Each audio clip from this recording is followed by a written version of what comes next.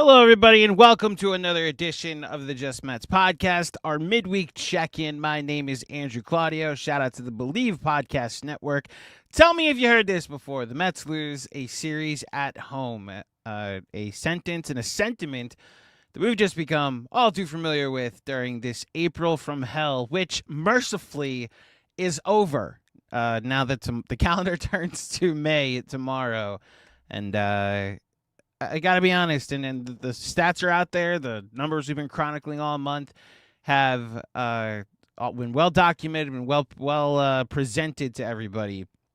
But as far as never experiencing a month like this, I can't remember one. I've had bad stretches in April before. I've seen them lose some rough games, like get off to slow starts.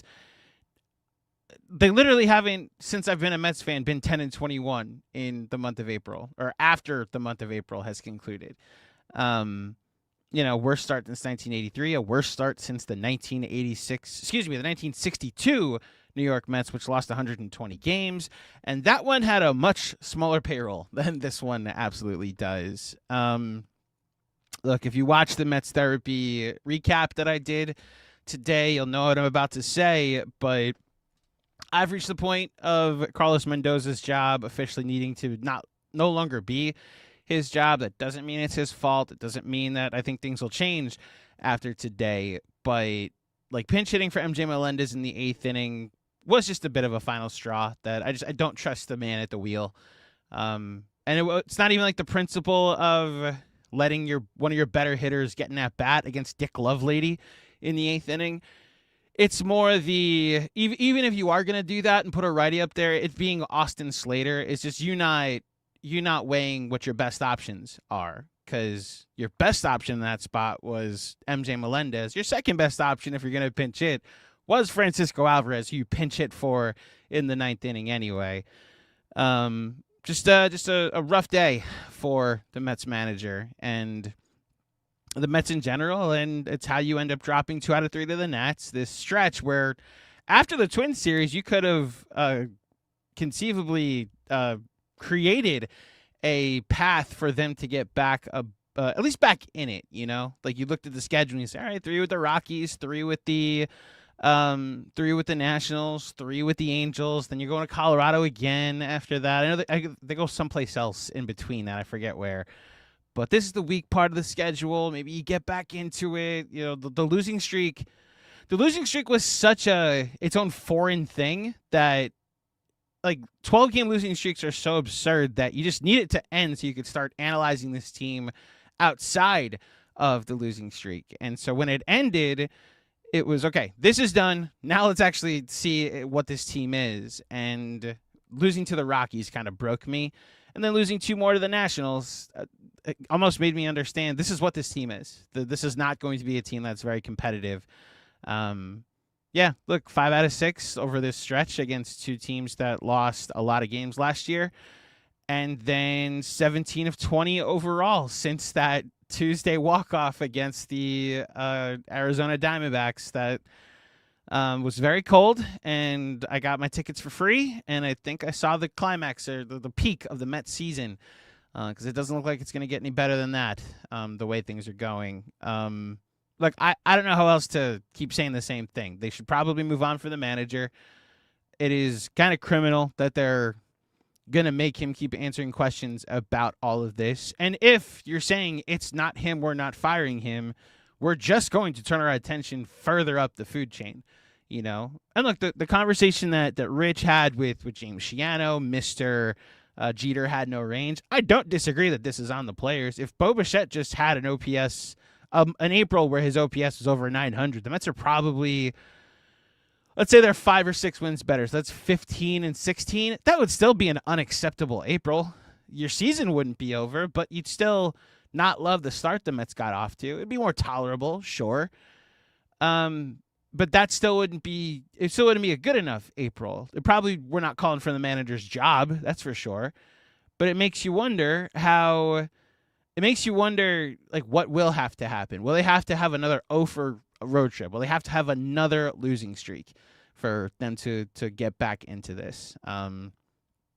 Look, I don't have many other ways to to talk about this. I mean, Rich and I have already talked about like how we're going to talk about this team all year if they're on pace for 100 losses.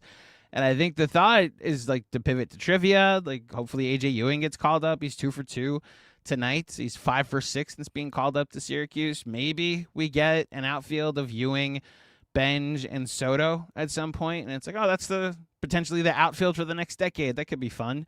Although AJ Ewing is rumored to also be a second baseman. So we might start seeing if he could play that position for a little bit. Yeah, I really am just kind of perplexed on how quickly this took a downturn, Mets fans. And yeah, I want to hear from you. We got a lot of people participating in the chat so far. I'm going to jump into the chat and just interact with you guys. Pantrice1 sent in several chats before this started. I want to give Pantrice or maybe this is Pant Rice 1, whatever. The chats he sent in, or this person sent in, Mendoza single-handedly cost us this series with his awful managerial decisions. Game 1, using Myers instead of your B and C relievers in a blowout win. Don't disagree. Game 2, Peterson sucks and can barely go 4 innings at the most. You save Manaea to piggyback him, but don't realize that both lefties are pretty much the exact same pitcher. Game over. Yeah, I just stick on that. Experiment over. They're going to have to make some decisions on both of them. And it's sunk cost at this point. I understand if you just release them or DFA them. That's a lot of money you're asking Steve Cohen to eat. I mean, I don't think we're in a place where you can look at both of them in any type of high leverage situation and count on them. You have to start operating on the other side of their productivity. And these are very minor things on a season going nowhere, right? Like this is complaining about the view on the Avalanche that's slowly collapsing ahead of you, right? Or like 2 or 3 of the snowballs. But yeah, it's a poor managing. Yes, it's also poor like operations across the board. So I hold Stearns accountable there too. Game 3, you don't allow Raley to continue pitching the 8th. When you know the next 3 batters are lefties, you send Weaver out there when you could get easy outs with Raley, who didn't pitch much in the 7th. Raley pitched to James Wood, correct? Like that is a thing that happened. He pitched to James Wood in the 7th inning. Just going to double check this before I officially crucify the manager for this. Because I gotta be honest, I was fine in the moment. I thought Weaver left a bad pitch up. I also just don't have much of a belief in the back end of this bullpen between Weaver and Devin Williams. I never have. But as far as the actual implementation of them, so Raley's into pitch. He pitches to Mead, Young, and Wood. So 8, 9, and 1. Yeah, he could have went to Weaver there. And then in the top of the 8th, it's Garcia. Lyle, he gets the ground ball, and then Abrams hits the home run. Yeah, look, I'm not going to say you're wrong. I don't think he has a very good bullpen options. This is the bail and the grace I do have for Mendoza, is when the options are terrible, you're not going to be able to choose from many of them. I would have probably gone with Raley the way you're saying, like let him try and get 6 outs after a small 7th inning. Relievers are creatures of habit, or creatures of habit and need routine. Like, hey, you're just coming in to get these 3 outs, and then we're not going to ask you to get up and get down again. Probably just would have used him in the 7th. This is also, or in the 8th, and then, but who knows? Maybe Luke Weaver gives up the home run in the 8th inning, or in the 7th inning instead to James Wood, and then we're asking why he didn't have Raley ready to pitch to Weaver. Excuse me, I'm all over the place. Didn't have Raley ready to pitch to James Wood, who made a very annoying catch in this game. Thank you, Pantrice. The last thing you said was about the Melendez pinch hit for Slater, which, again, I hated it in the moment. Rich, I know he hated it in the moment. He tweeted about it in the moment. It was very frustrating to see that happen. Very annoying, that's for sure. It's looking at Ray. Andrew, you must be exhausted talking about the exhausting. Yeah, Ray, here's the thing. this is hopefully the most relatable thing that you guys are going to come here and hear. They go down 3-0. Peralta throws the ball into right field. I wish there was an angle to see where Beatty was on that, because it felt like it took him an hour to get to the ball, and I want to say he wasn't backing up the play correctly. There is a chance he just was shaded over towards center field, and it was always going to take him a while to get over to it. But the point is, they go down 3-0, and I'm thinking, game over. I suddenly, like, I like to sit, like, watch the game on the couch, potentially, just relax. Once they go down 3-0, I'm thinking I can just move on about my day. I'm setting things up for Knicks Film School tonight. We've got a watch along for those of you that are Knicks fans. Go to the Knicks Film School YouTube channel at 7 o'clock. I'm answering some emails. I'm editing Weekly Wagers, which was our betting show that was airing today. And I'm thinking, all right, Mets therapy, and then I'll get this thing ready. Like, my day is not factoring in anything from an emotional standpoint about the Mets. Melendez hits the home run to tie it, and I'm like, and I exclaim, like, oh, hell yeah. Like, I pump my fist. And I lock right back in. All right, it's a tie game. Let's see if we can get one more run. I'm living and dying with every pitch from Freddie Peralta to get out of that 6th inning. Vientos with a clutch base hit with a runner at second. It's his right center field lane that I think that's the best version of Mark Vientos, is when he's hitting line drives with high exit velo to right center field. And I'm right back in. And I'm just thinking to myself, this team has put me and this fan base through hell for a month. Yeah, I'm exhausted by them, but this narcotic is just something I'm never going to quit. I'm like wanting them to improve to 11-20 after this game. And that's something I think everybody has in common, which is why we're all sticking around with this. Why Citi Field won't be completely empty. There will be sickos that, like us, that just need to see this baseball team because it's part of us. And I wish it wasn't. Believe me, so many other things I could have done today instead of watching this baseball team. But yeah, I still, got that energy back up, and it's why I was disappointed by the 8th inning, both from the top of the 8th inning giving up the lead, bottom of the 8th inning not retaking the lead, and had so much passion for the manager in that spot. So yeah, I am exhausted talking about the exhausting, but I'll never get tired of this team. I'll never quit on them. I know you won't either. I know everybody watching this won't either. They continue to be the drug that we cannot quit, which is why we're all going to be watching West Coast baseball over the weekend when they're in Anaheim. So thank you, Ray. Two cats. I'm sick of the baby Mets. They are awful. There are kids born in 2006 more productive than super kindergartners. Soto, same age as them, by the way. Yeah, which is more a commentary on Soto, that he's 27 or, about to either just turn 27 or about to turn 27 in October. And he's like the same age and around the same age as Beatty and Vientos and these kids. The only baby Met that I still have, so for those who don't know, the baby Mets, as Francisco Lindor coined them in 2023, are Brett Beatty, Mark Vientos, and Francisco Alvarez. I think Mauricio falls into that category as well. He was part of the same class. The only one that I still have like full time for to see what happens is Francisco Alvarez. I do think there's a bat there.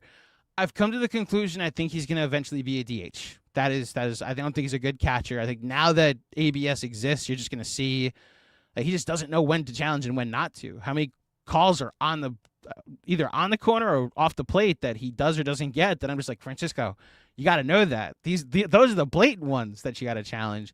And catchers with more knowledge of the strike zone will be able to do that. I think he's a DH, which is fine. Maybe he hits enough that you could put him at DH. I hope he gets to that point. But like, I'm not at the point of, I just don't think he's a good defensive catcher. And I'm not at the point of quitting on his bat.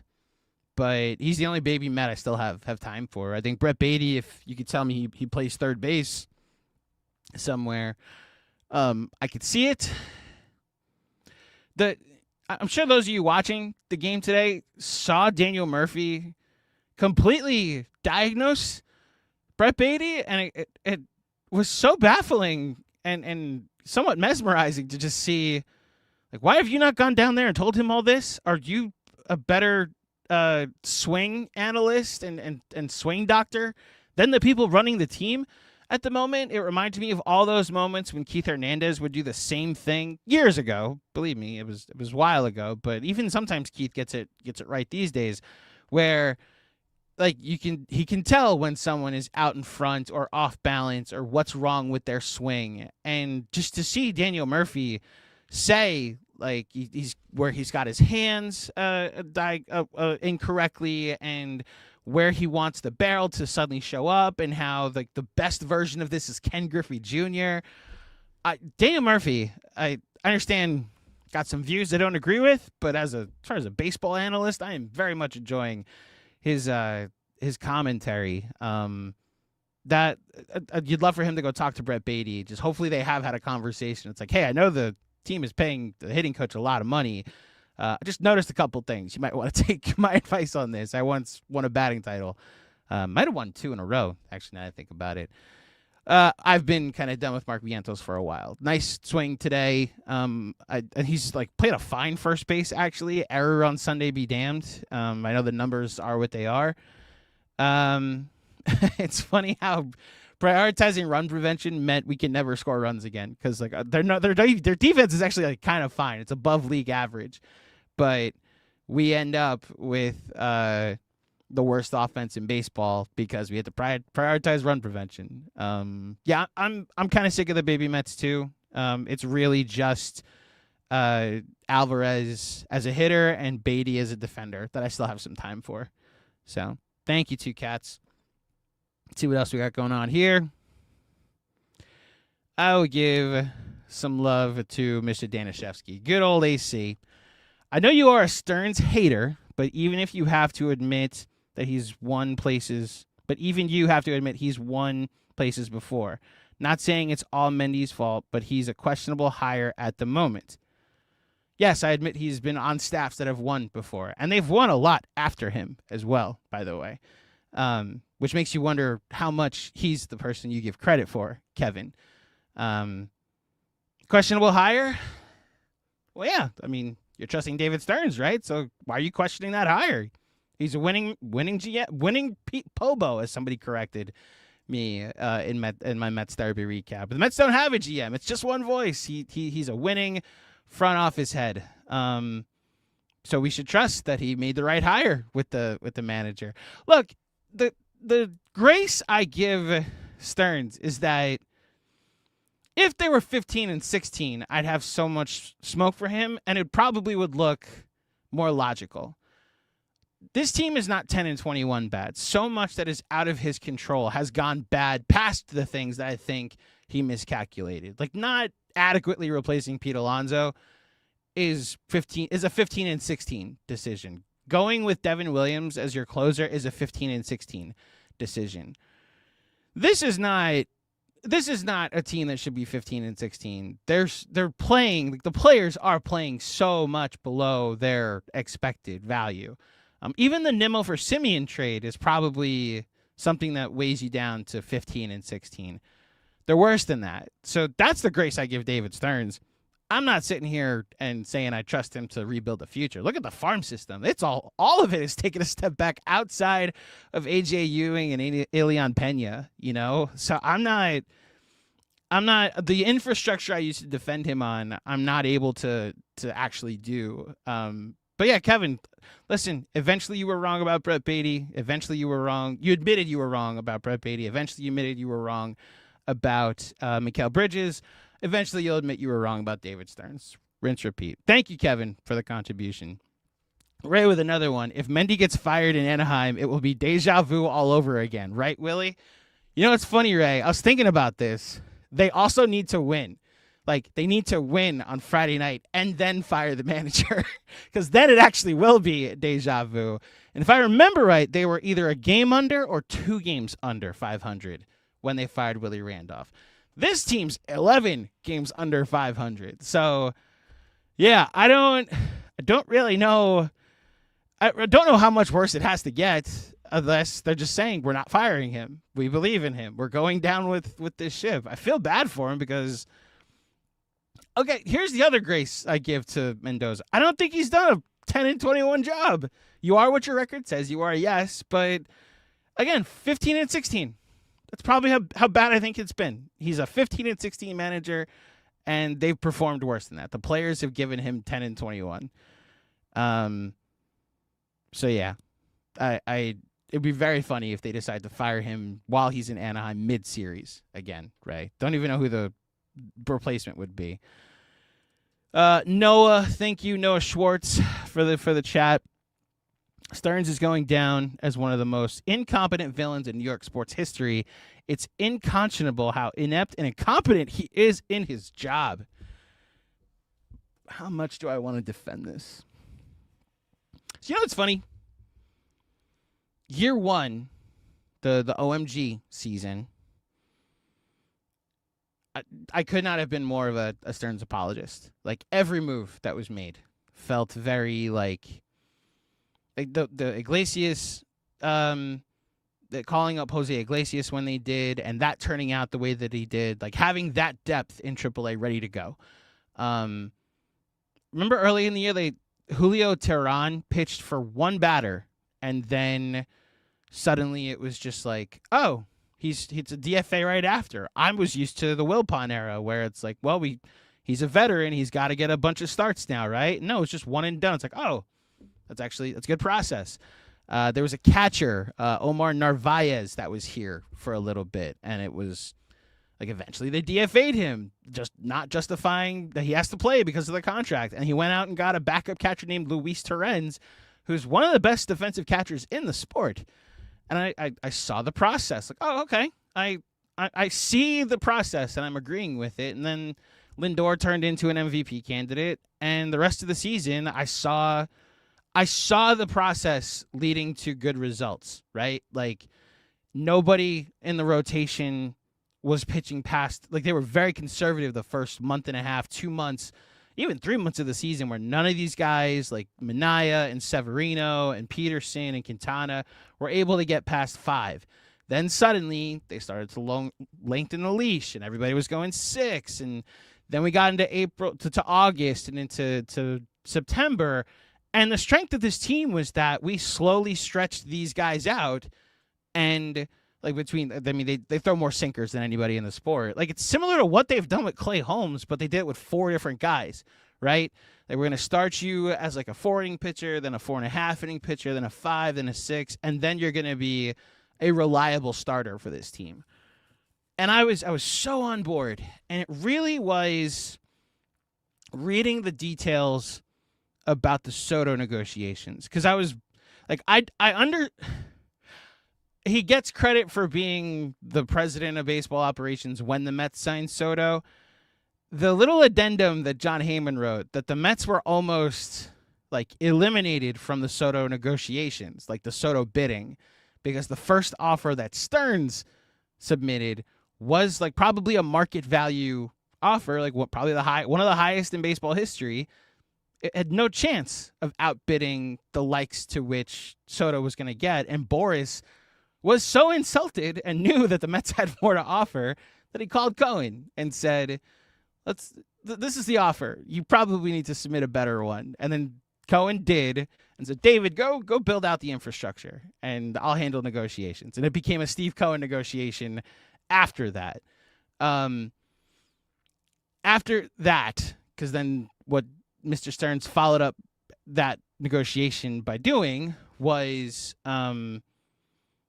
he signed 2 starting pitchers. He signed Clay Holmes to be a starter. I think that move has largely worked out.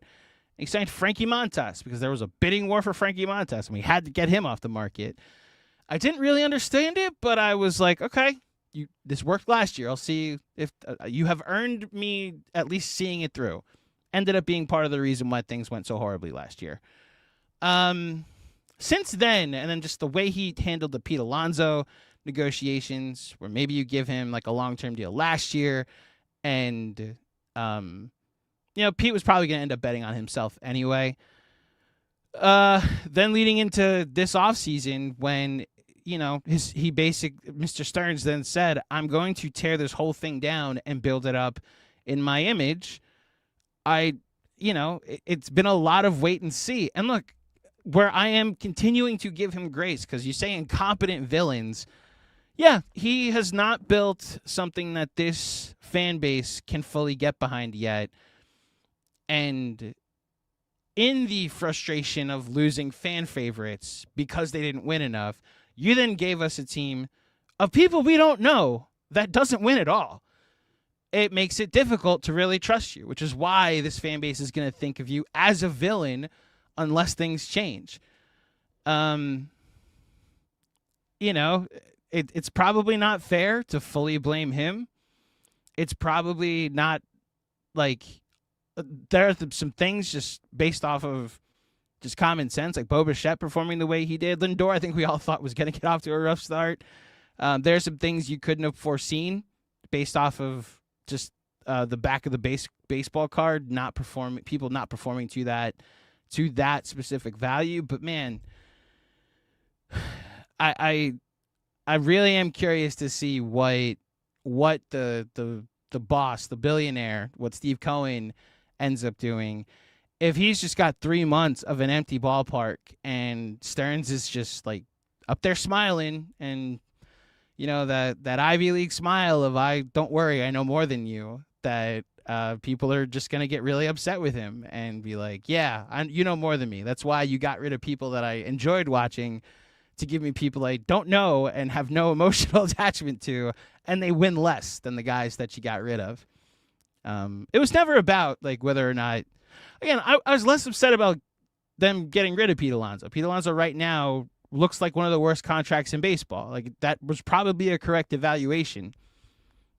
It's not that I miss Pete Alonso. I just have nobody to move on to yet. You gave me Brett Beatty and Mark Vientos at first base. I don't want them playing first base either. So, yeah, we'll see. The way this is going, Noah, you're looking very right. We're going to have to see some things change, maybe in May or in June for that narrative to stop turning that way. Thank you. James Buckley, thank you as always for your chats. I always appreciate when you jump in. James says we are more likely to get an outfield of Slater, Wagaman, and Ibanez, who they just signed. What's the guy's name? What's the guy's full name? Ibanez, who has a 285 OPS. Is that real? What is the Ibanez full name? Someone in the chat, please tell me. Who is Ibanez? What is Ibanez's full name? Because I've never heard of him. And I'll look him up right now. Hold on. I'm just going to type in Mets Ibanez. Andy Ibanez. So he's a similar name to mine as far as Andy is concerned. Andy Ibanez in his career has played in 6 Major League seasons, 431 Major League games, has a career OPS of 688, an OPS plus of 90. On the season, yeah, he was right, a 284 OPS, a 118 average. What's very funny is the last 2 seasons, Andy Ibanez had an 84 OPS plus and an 81 OPS plus, which would be like tops on the current Mets. He's has 652 and a 653 OPS the last 2 years. Could probably bat leadoff for this team.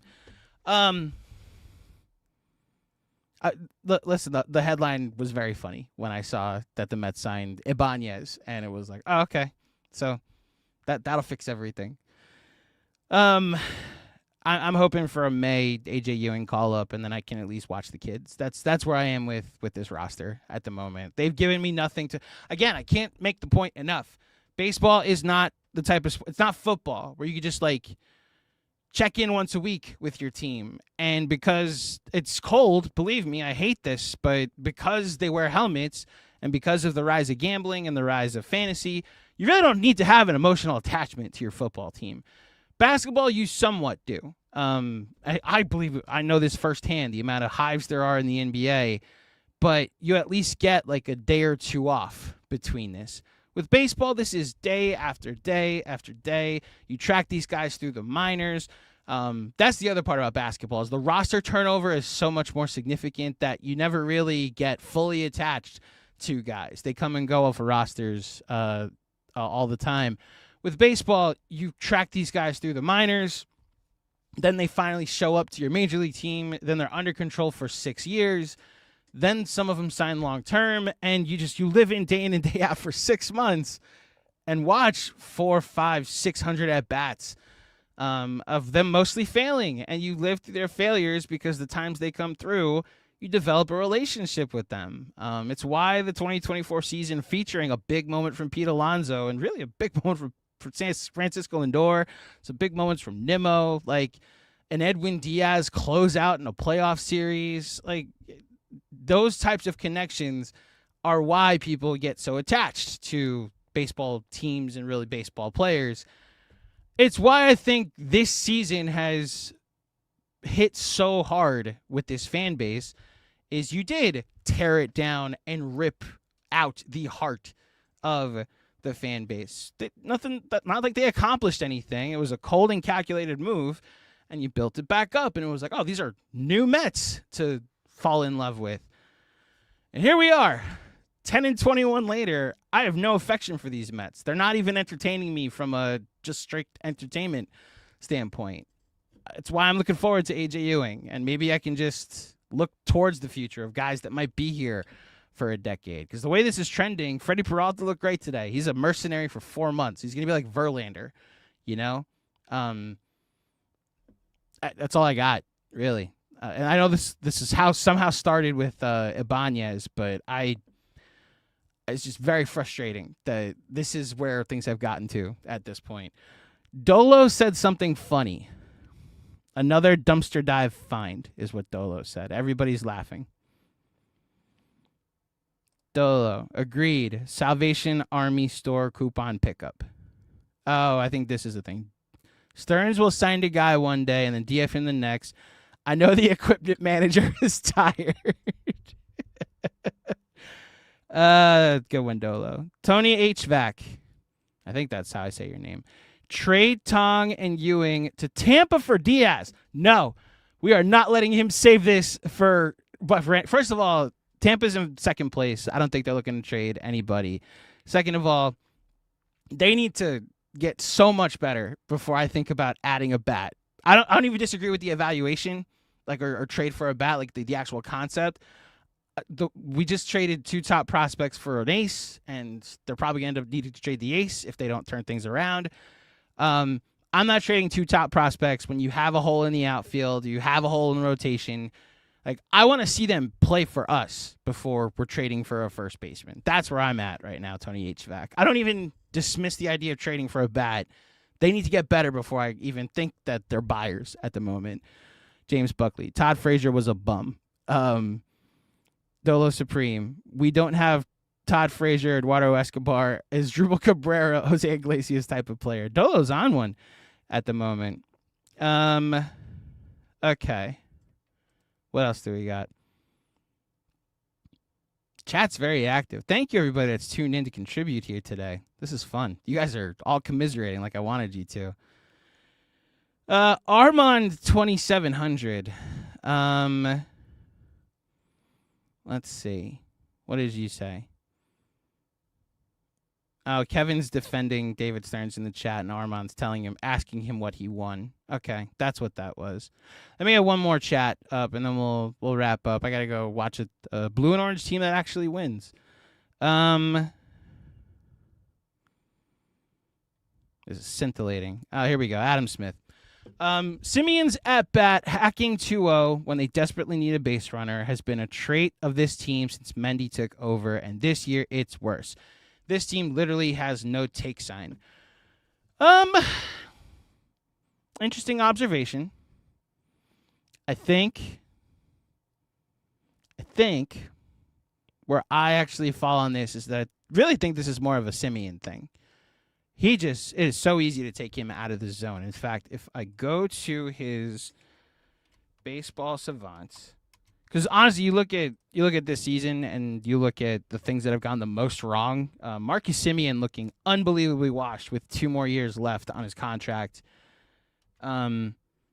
and I say unbelievably wash, recognizing he's been as advertised on the defensive end. The reason they've went from one of the worst defensive teams to a mid-defensive team is because of the pivot to run prevention. Doesn't mean going from like a top 10 offense to the very worst offense was worth the trade-off, right?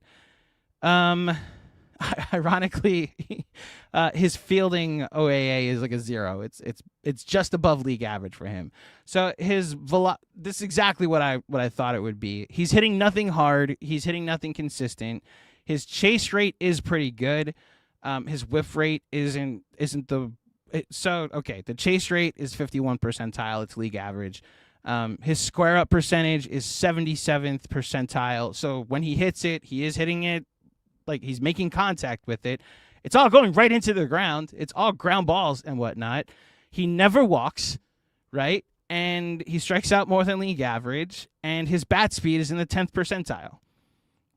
I say all of this to say, like, this is not a hitter that should be playing every day. And he's been coming up in some important at-bats and exudes what you're seeing out here, Adam, that this is a guy that at this point in his career doesn't have the discipline to try to have an at-bat to just draw a walk, and you're able to get him out by leaving the strike zone. And when he does make contact, it's a well-struck ground ball at somebody. Like this is a 9-hitter. This is honestly a part-time player, but he's under contract for 2 more seasons. So I doubt that they're going to DFA him anytime soon because he is still a very good defensive second baseman. So we'll see. I see now what Kevin is saying. He's saying someone asked him what has Stearns won, and he says 95 games every season. Not every season. He won 83 last year, 89 the year before, and is on pace to win 52 this year. Once again, you'll eventually realize that you're wrong, Kev. Thank you, everybody, for tuning in to this midweek check-in. Please continue the conversation in the comments section. We'd really appreciate it. Rich and I will be back on Sunday after they most likely lose the series to the Anaheim Angels. If you dig the show, please head over to iTunes or Spotify. Leave a 5-star rating and a review. If you're watching on YouTube, like this video. Remember to subscribe. If you're a Knicks fan, you want to watch a team that is good, you want to instead of commiserate, watch along as we watch them potentially close out the Atlanta Hawks. I'll be over on the Knicks Film School YouTube channel starting at 7 p.m. for a watch along, so tune in for that. Mets therapy, as always, after every game. I'll be staying up late with the rest of you to watch this beginning of this new road trip. In fact, I should just go over it. So it's 3 games in Anaheim, the Mets. I know tomorrow's night's game is a 9:30 start, which it is. The Mets will be throwing out Christian Scott, Nolan McLean, and Clay Holmes over the weekend. Is that Jose Urena that's pitching for? No, Walbert Urena. That's a different one. He's 0-3 with a 4.76 ERA and 13 strikeouts this season in 11 innings. Okay. So, looking at the pitching matchups, I see 3 guys that are probably going to throw 7 scoreless against the Mets. 9:30 Friday, 9:30 Saturday, 4 o'clock on Sunday. We'll see if the Mets can start to turn it around. And then they go to Colorado for Monday, Tuesday, Wednesday. Look, these are 6 games that if the Mets had any intention of getting back into it, they'd go at least 4-2 and start to cut into this stretch under 500 that they are. I will say the last time they were 11 games under 500 under David Stearns and Carlos Mendoza, they gave us one of the greatest seasons that we've ever experienced as Mets fans. Not counting on that to happen again unless MJ Melendez is about to carry them for a couple months. But even then, I don't think that MJ Melendez is going to be allowed to because they're going to pinch hit for him in important at-bats anyway. So we'll see. All starts tomorrow night against the Anaheim Angels. Okay. Thank you for watching, everybody. Appreciate it. Let's go, Mets. And in the words of the immortal Gary Cohen, we are out of here.